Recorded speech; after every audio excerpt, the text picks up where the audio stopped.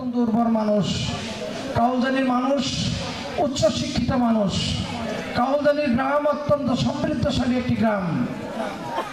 কাউলদানি গ্রাম স্বনির্ভরের মতো একটি গ্রাম। সেই গ্রামে শতভাগ বিএনপি হইতে হবে। বিএনপি হয়েছে বলে আমি বিশ্বাস করি, কারণ আওয়ামী লীগ খুঁজে পাওয়া যায় না।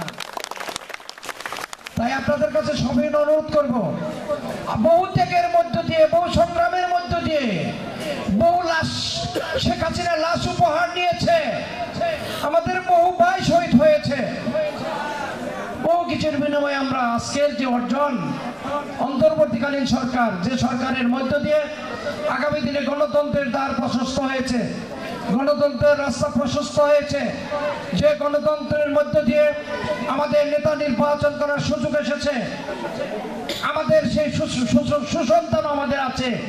আপনারা জানেন আমাদের প্রিয় নেতা আহমেদ আজম খান এত বড় একজন মানুষ, এত বড় মনের মানুষ, এত সুন্দর মনের একজন মানুষ, এত ত্যাগের মহিমায় উদ্ভাসিত একজন মানুষ।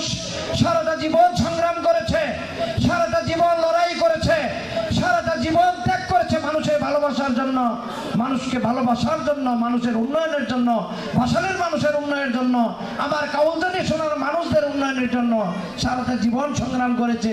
সেই মানুষটি আগামী জাতীয় সংসদ নির্বাচনে ধানের শীষের প্রতীক নিয়ে নির্বাচন করবেন।